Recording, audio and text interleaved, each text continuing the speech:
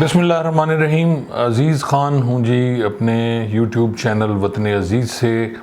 और आज का जो हमारा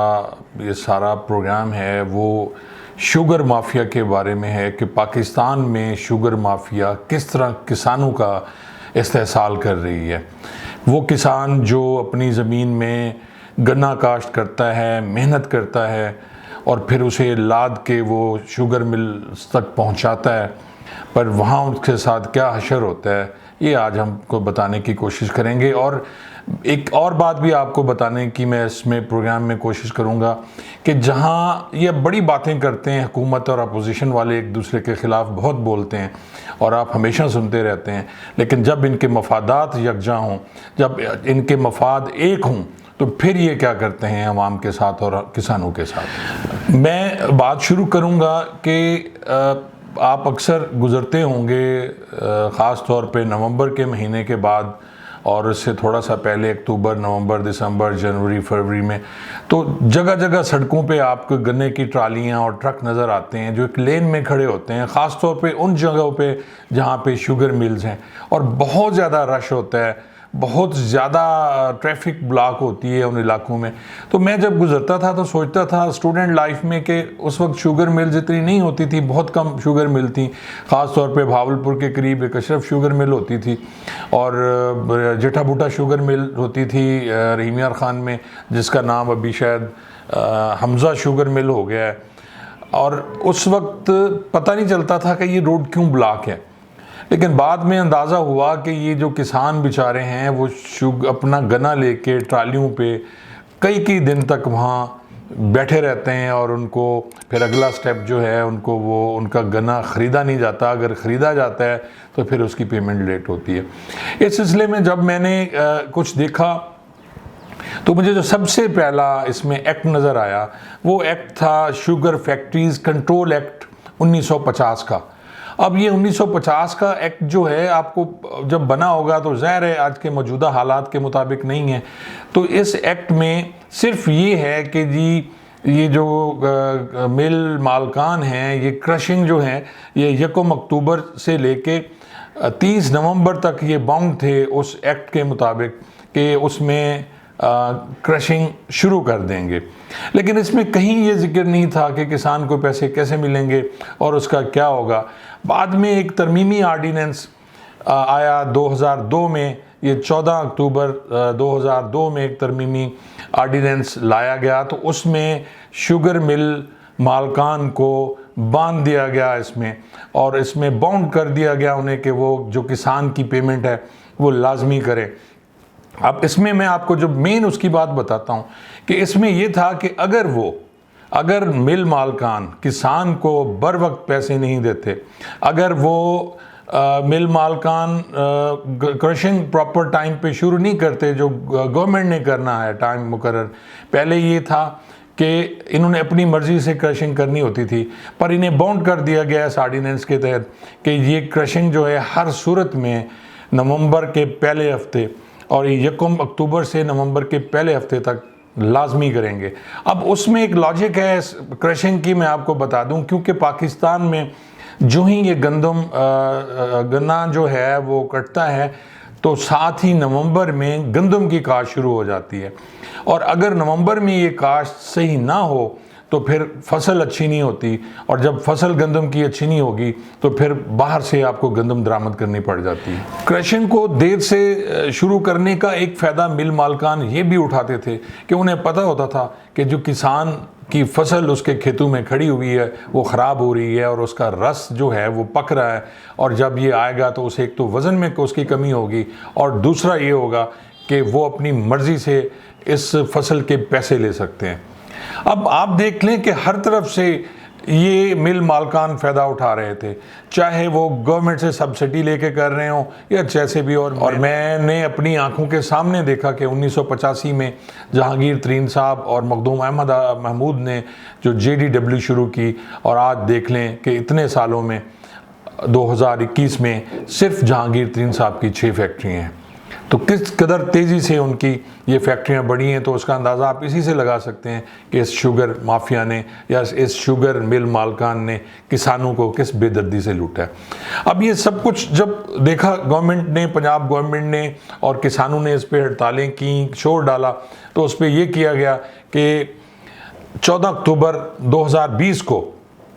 एक ऑर्डिनेंस नाफिज किया गया जिसमें ये शराइत थी, और जो उसमें सबसे पहली शर्त जो थी वो वाजबात की अदायगी थी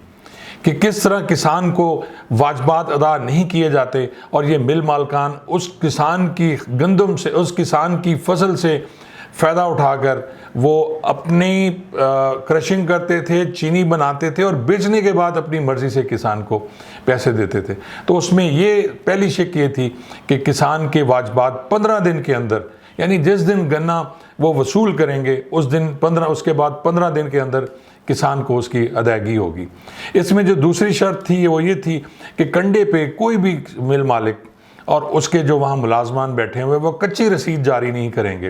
वो बाज़ाब्ता एक पक्की रसीद जो है वो किसान को जारी करेंगे और उस पर डेट होगी, उसकी रिसीविंग होगी, उसकी वसूली होगी जो उन्होंने वहाँ से गन्ना लिया, ताकि 15 दिन के अंदर अंदर किसान की अदायगी की जा सके। अब इसमें अगली बात ये थी कि अगर वो किसान या काश्तकार के उसमें गन्ने में कटौती करते हैं,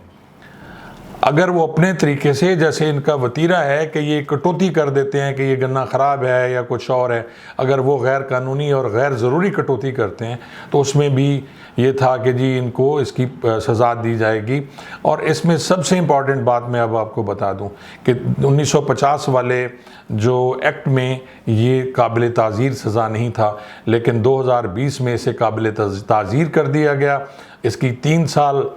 सज़ा कर दी गई सख्त और 50 लाख तक जुर्माना कर दिया गया और इसको काबिल दस्तअंदाज़ी पुलिस कर दिया गया। काबिल दस्तअंदाज़ी पुलिस का मतलब है कि FIR उस पर लाज होगी मिल मालिक पे जो इस किस्म के हरबे इस्तेमाल करेगा काश्तकार को धोखा देने के लिए या काश्तकार को लूटने के लिए। इसके साथ साथ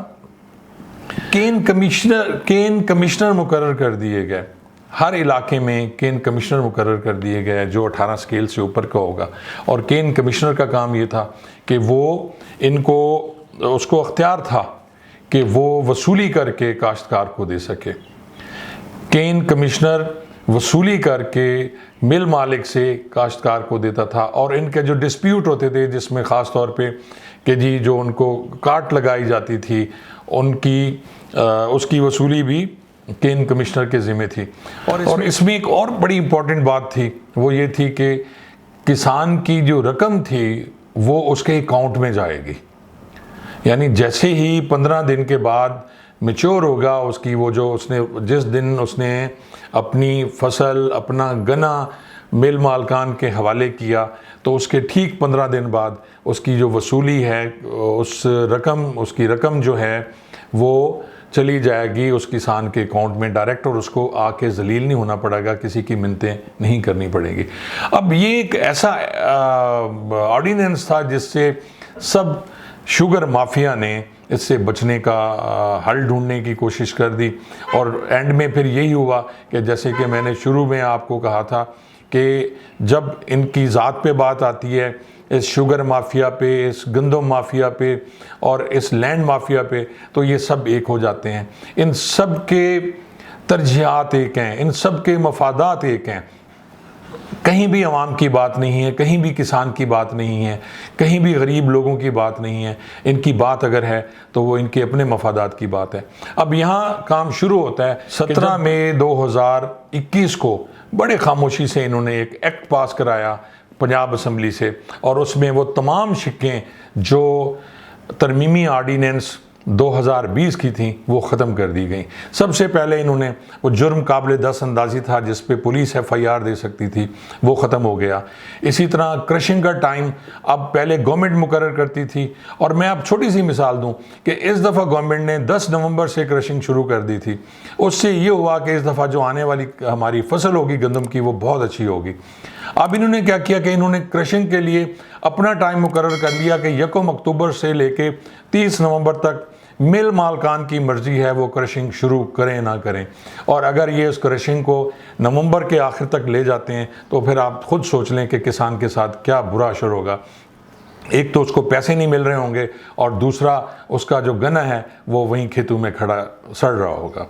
अब अगला स्टेप यानी मैं आपको ये बता दूं कि उन्होंने जो 2020 का ऑर्डिनेंस था उसकी तमाम शिकें ख़त्म कर दी गई। पहली बात वही कि जी ये जुर्म काबिल दस्तअंदाज़ी ख़त्म करके इसका कलंदरा बनाया जाएगा और अदालत में भेजा जाएगा अगर किसी को कोई प्रॉब्लम है, उसमें वो ख़त्म हो गया। सज़ा इसकी ख़त्म हो गई 3 साल की, 50 लाख जुर्माना इसका ख़त्म हो गया।